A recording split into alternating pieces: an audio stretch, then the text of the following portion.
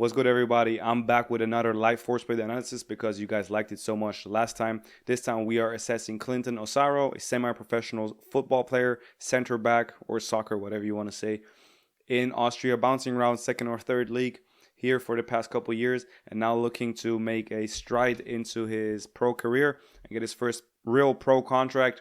And we have 5 weeks exactly to really target his weaknesses. So after my assessment with him, I did a movement screen and then I did a force plate assessment with him, and this is what I found. So he had suboptimal pelvic mechanics, he had low relative motion at his feet, he's better at rotating to the left than to the right, he had a good round spine, really good at loading his glutes, which didn't surprise me. He is a wide ISA, which we're going to get into later, but a narrow IPA, a narrow infrapubic angle, which we're also going to get into later. Very stiff mover. He compensates a little bit through his low back and his hips on the counter movement jump, which I'm going to get into because he lacks dorsiflexion. So that was my movement screen. That was my movement quality screen. Qualitatively, I analyzed his movement, and we also worked on it afterwards. I'm going to tell you what we did.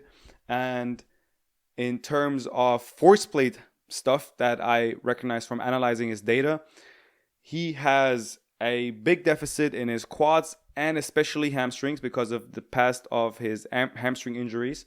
And he lacks dorsiflexion again, which feeds into his force plate data, which we're going to get into. He lacks relaxation power, relaxation ability. So he's really slow to relax. And his ability to recouple movements is absolutely deficient. And that is a big low-hanging fruit that we can grab right there. Just lacks general power and classic plyometric development. So really a raw talent for his age of 22. And since he had a little bit of training here and there in the past, but hasn't really trained with like specifically targeting his weaknesses, I think he's up for a transformation. And we're going to program for him for the next 5 weeks and then going to do another assessment. And you guys will see what will happen. So stay tuned for that. Now, let's start with his counter movement jump. So again, this is going to be a little bit of a more chaotic video. I don't have a script. I just have my assessment notes there and I'm just going to freestyle. So bear in mind, I don't know anything. I don't guarantee that anything I'm saying here is right. This is just what I think by looking at it. And if you respect my opinion, then you might learn from it. If you disagree, please do and let me know in the comments. And if not, then let's enjoy this. So start out with his counter movement jump. So initially you can tell, okay, he's using quite some range here. And as I said in the last video, there's people who hinge a lot in their counter movement jumps. And they move more close to a parallel torso angle to the ground. So this is like he's almost parallel to the ground. This is really a hinged torso. Okay, he's getting a lot from his hips, a lot of length from the glutes. So when he goes down, you can see he initiates with a hinge and then the knees connect. Okay, so the first thing that happens is him hinging forward. You see this? So this is not him dropping straight down. It's first very slight hinge and then he starts dropping down. And here comes the kicker. So when he drops down, look at his heels, okay, here, right here. Look at his heels. His heels start to lift immediately, especially the left heel. See this? The left heel especially lifts immediately. And that is most likely due to a lack of dorsiflexion, which then forces him to use more range that he wouldn't necessarily use if he had more dorsiflexion. Here comes why. So if we look at his force plate data, you can see that he is really dominant eccentrically, okay? So he has a average counter movement jump, okay? So that was 48 centimeters. This is pretty much average for my database, okay? This is nothing crazy. You don't see the height here, but this is nothing crazy, okay?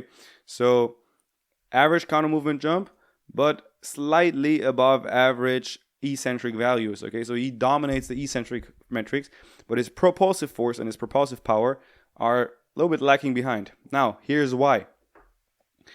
So when he goes down, his heels kind of wiggle off the ground immediately, especially the left one.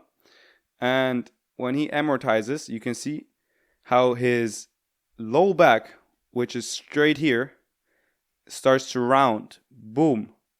And now he's rounded in his low back. Now he has the butt wink. This is a position that is not too efficient for force production, especially not in a counter movement jump. Why is he doing that? His body is trying to figure out how to jump by using ranges somewhere else because a different joint isn't giving enough range. So his dorsiflexion is pretty much, and I know it, is pretty much used up around here. Okay, even on the left is more of a foot pressure issue. He just runs too quickly into his forefoot. But his dorsiflexion is pretty much used up around here. And because he runs out of dorsiflexion, he needs to hinge more at the hip to just get through his whole cycle or his whole sequence of producing force. So he's getting an excessive hip flexion and torso flexion because his knees aren't traveling forward enough without the heel lifting. And the heel lifting is him getting into his propulsive stance, his weight shifting forward to push to the balls of the feet and then to jump. This is a regular, normal sequence. But because he had to compensate and go deeper with his torso and his hips, he then has to compensate on the way up because his propulsive force is lacking here. You see propulsive power, propulsive force. They are behind. They're quote unquote less developed if you look at it because he has to put more resources, more neural resources into the redirection of the jump vertically. And this is this position exactly right here. You see this? This is this awkward unfolding position that he has to deal with because his hips and his torso were too far forward and back. So his hips too far back, his torso too far forward especially. I think it's more of the torso. I think he's doing more with the torso here. So now he has to compensate, and it's exactly this here. He has to compensate, but because his foot pressure is here, his torso cannot move back up and leads to this. Jumping off, fully extended. So exactly a toe off right here. And he has this little thing here. Okay, so this little flexion here. So you see that with a lot of people, but not a lot of people are fully optimized to create a perfect vertical trajectory of their counter movement jump. And I've seen athletes who really move super efficiently, like really clean counter movement jump, really beautiful curve as well. And those people end up with a perfect trajectory. Now, you can also talk about some people are made to jump perfectly vertically. Some people aren't as much. However, this is to me a clear deficit in his foot dorsiflexion, especially because after we opened up his pronation, he instantly gained probably 2 or 3 centimeters of dorsiflexion just like that without us even stretching his calves or anything like that. And now we're going to put some more work into his dorsiflexion. And in 5 weeks, we're going to see how his counter movement jump strategy will change because of more access to dorsiflexion. Now, why is this so important to me? It's because this counter movement jump strategy doesn't really match up with the rest of his strategy that we're going to see shortly and I'm going to mention later. So apart from that, counter movement jump, pretty clean, apart from the compensation that is going on here. I just wanted to take that out as a teaching point. Now, if you're going to look at it from the front, here's what's going on. So as I mentioned, he's a wide ISA. He got a really wide rib cage, wide shoulders. He's really like a center back tank. It's hard to win a tackle against him.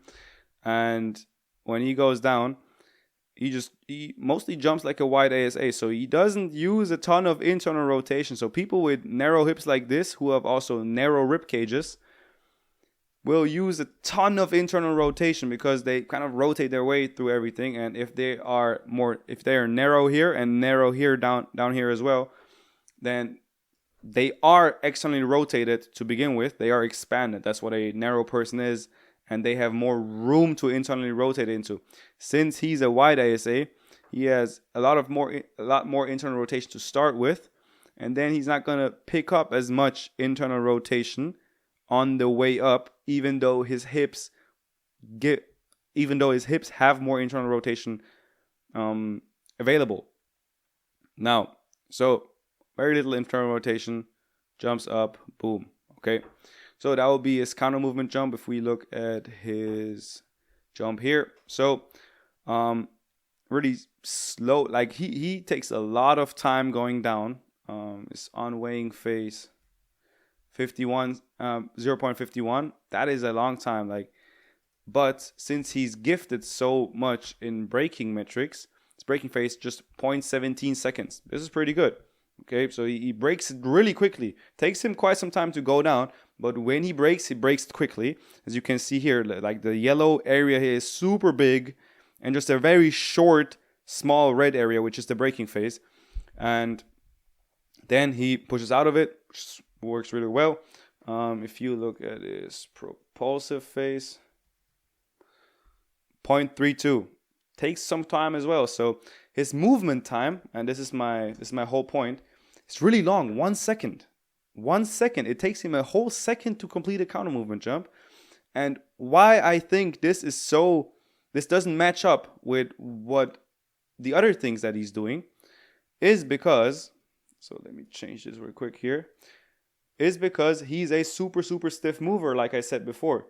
So if you see that counter movement jump, you would think that's not a stiff mover. That is a kinematic mover. That is a guy who uses quite some range. It's a power mover, power athlete that people like to say. But now let's check his depth jump out. This is a depth jump. Okay, this is not a drop jump. This is a depth jump. That was a depth jump. Here's a depth jump. Okay, just put the drop jump next to it. So this is the depth jump, I believe. Yeah, this is the depth jump. Okay, so this video is the depth jump. Okay, so depth jump. Boom. I should probably put this slow motion here. So depth jump. People use a lot of range. People oftentimes use a comparable range that they use in a counter movement jump as well. Look at what this guy does in a depth jump. I told him to load up here. He depth jumps like some people, like a lot of people drop jump. Do you understand what that means? This is the range that this guy uses on a depth jump. When there is elastic energy to be used, when there is a momentum to be converted, he completely taps into his tendons and moves really stiffly. So, boom and boom. Okay?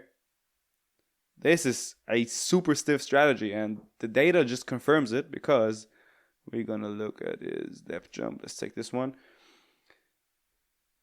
Really quick depth jump. So 0.24 seconds on the ground in a depth jump. That's insane. People take usually 0.3, 0.35, maybe even 0.4.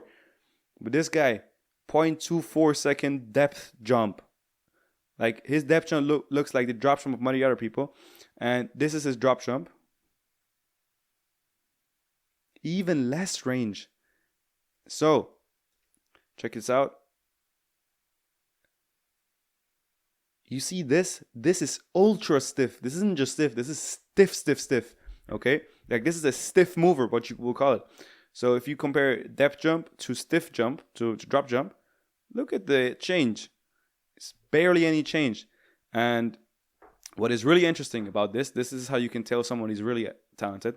So by changing the goal of the jump, he naturally just adapted his strategy. So obviously he adapts his strategy, but he did like a global adaptation of his strategy. So for the depth jump, where it's a more long-winded jump, more contact time, load up, he uses straight arms, okay? Look, his arms are almost straight, long arms, long lever means high inertia of that lever. That means the lever moves more slowly. The arms swing more slowly because he has more time on the ground. Once he wants to do a quick jump, so he wants to get off the ground more quickly, he shortens the lever of his arms. He smaller moment of inertia, rotational moment of inertia, to perform a quicker jump. You see this? This is insane. Like, I honestly haven't seen a athlete do this as pronounced as he is, like completely instinctually and based off his instinct. So I think that is just like a testament to talent, essentially. That's what I'm trying to say. Not saying anything else here. So terms of drop jump, so one time he used in a depth jump, he hopped off the box and so basically he didn't drop off a box like this. He dropped off kind of this height because he jumped off of it. And there he jumped 64 centimeters, which is really good. This is elite level actually. But I discredit this one because he didn't use the 28 centimeters. He used like 35 or whatever. So, but I still kept it here because it's a nice jump. But I'm just keeping it in my mind. So, terms of the drop jump, you can see which brings us to his next weakness. He doesn't really jump high. Okay, so drop jump. This is how high he jumped. This is not really high. Now, if you look at his numbers here, though, insane. 0.17 seconds drop jump. Most people are 0.2, 0.1, 0.25 even to like get a clean jump, a high jump. This guy, 0.17 seconds in a drop jump. His height isn't that high. It's 35 centimeters. That's not high at all, okay? But that just tells me he needs stronger calves. And this is confirmed in the data here. So if we go drop jump forces, boom. Insane. Like, he's really above average in all these metrics, but he has to be because his contact time is so short. Look, the average is 0.25 on a drop jump. He's 0.17. This is crazy. This is like a rare gift. And then you can see it here, literally. Like, propulsive abilities aren't as pronounced. Propulsive force is high because he's really stiff. And because he's really stiff, that means the peak force is going to be really high. This is why the peak relative propulsive force has to be high, because he doesn't sink into it. So he has to stop it quickly, contact time. So the propulsive force is going to be high. Propulsive power could be better. Braking power could also be better. And this just really means to me he is not developed in his lower legs. Even though he has a lot of sprinting experience as a soccer player, football player, the contractile capacity of his lower legs, of his calves, is the limiting factor to me in his drop jump. And I think I had another example somewhere here. What was it here? Let me look for it. Why I think his drop jump. Yeah, exactly. Also, the jump height. If you go drop jump from the 7 boxes that we had here, so this one here, the jump height is just low. It's just really low. The average jump 41 centimeters. He jumped 35. This is not good. Okay, we really have to improve this one. And here is it. The propulsive net impulse. It's below average. He's super quick off the ground, high RSI, like a 3.14 RSI with just a 35 centimeter jump height. And RSI is calculated through jump height by contact time. His contact time is carrying his RSI. So this is why you also have to always to take RSI with a grain of salt. You could like have one metric carry everything. So if you just look at RSI and you say, okay, RSI is great, we're not doing anything, that's stupid. So his propulsive net impulse is just below average for someone who has such great propulsive force. Like, this is kind of inflated because he's so quick off the ground, but and propulsive power is also above average. It's good, you know, it's good. His propulsive net impulse, so how much force he's actually putting into the ground minus his body weight in this phase of the jump. in everything in the green phase of the jump is just low. Okay, so the green phase is the propulsive phase of the drop jump. It's just low, and that needs to improve. So calf strength is straight up calf strength, if you ask me. And it makes sense with his whole training history. I don't think this guy has ever like properly trained his calves. Then next one, multi-rebound. Okay, so multi-rebound would be right here.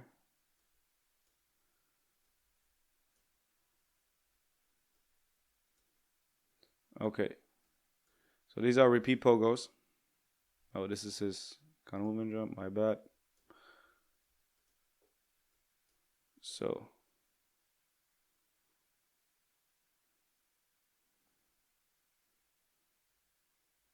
you would say this is solid. I say this is mediocre. Okay, for someone with his abilities, with his level of stiffness, like if you look at this, like the way this guy is moving, so he hits the ground nice and upright.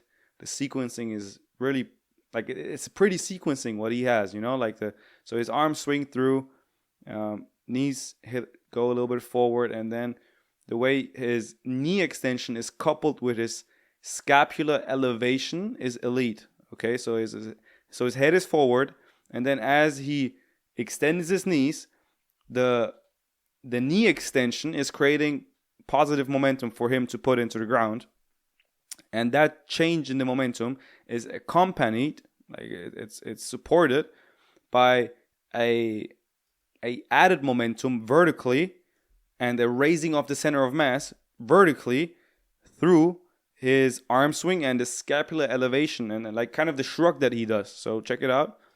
And the head going back is just feeding into it because if the head is nicely upright, stacked over the rib cage, then that change in the momentum, that helping the momentum go vertically through the arms and the scapula is just more efficient when the head isn't out in front here. Okay, so there's people who can do this, but their head will stay in front, and that is a sign of inefficiency and lack of vertical orientation of the impulse. So that's what I'm saying here. Look, knee extends, scapula elevate, shoulder blades shrug up. See this?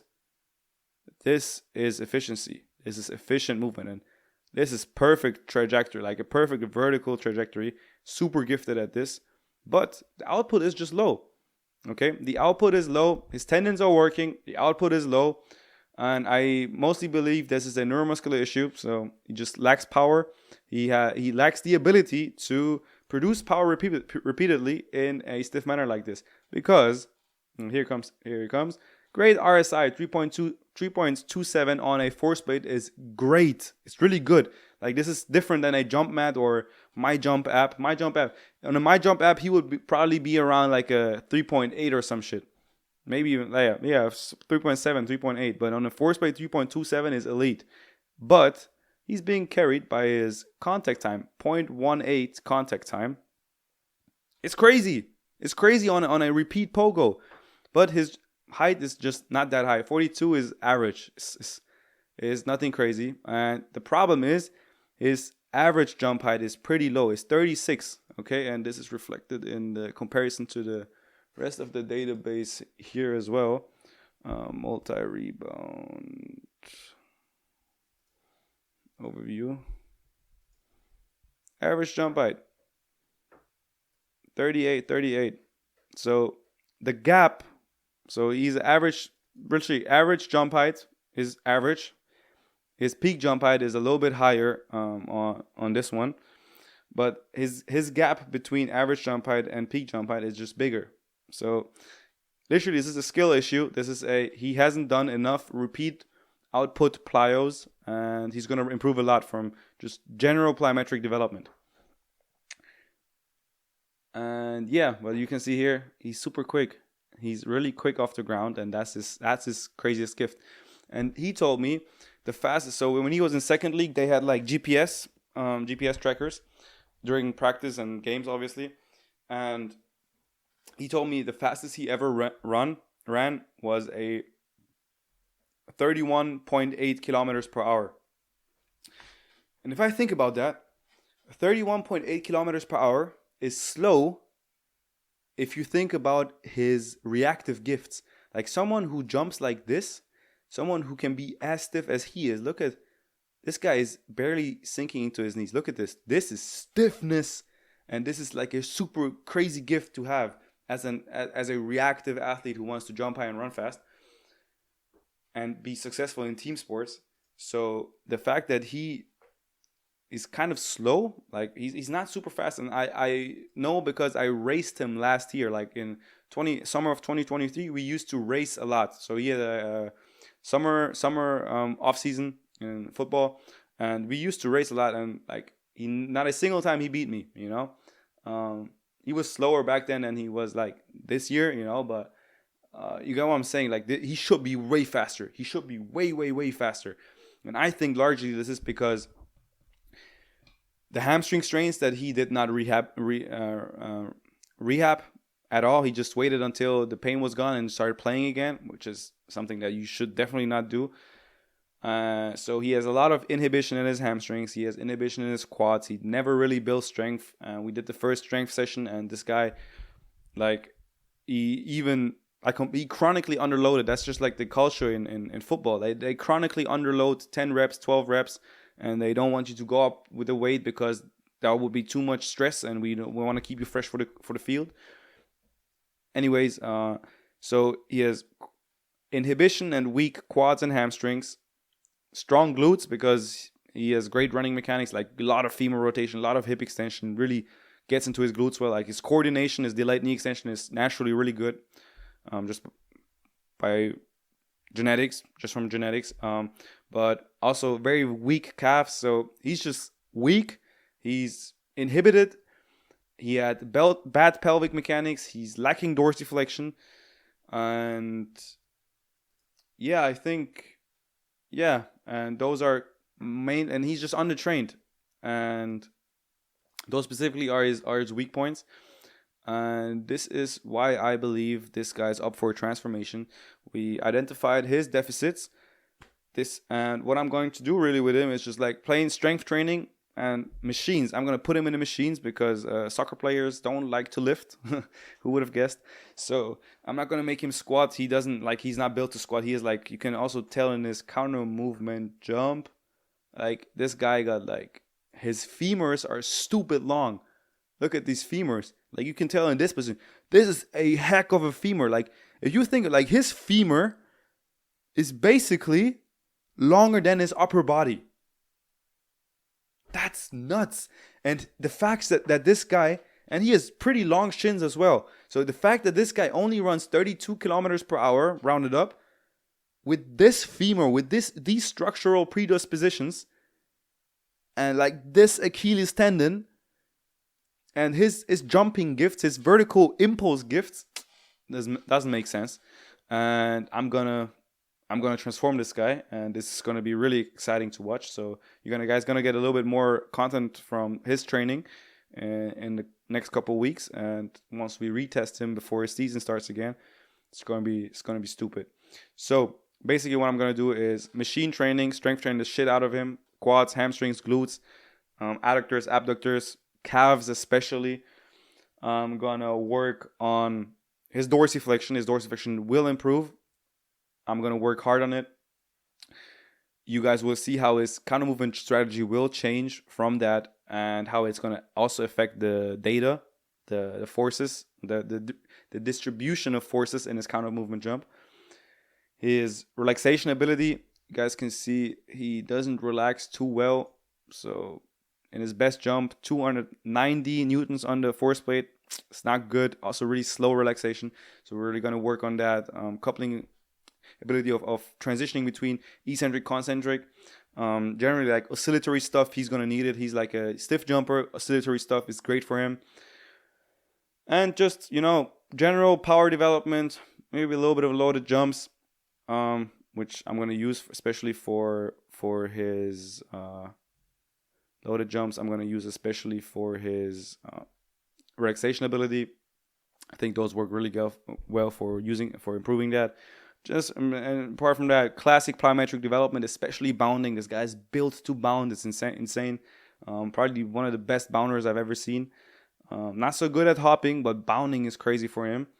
And regular bilateral plyos and speed development is also going to happen. So we're gonna go to the track or to the field next week, and I'm gonna check him out on the field. I cannot say anything on his speed mechanics, on his running deficiency or whatever. I can't speak on that. I haven't seen it right now. So I'm going to have to assess that. Maybe I'll do another video on that. And yeah, I hope you guys like this video. I'm going to keep you guys posted on his development. It's going to be really, really interesting. I think he's up for a transformation.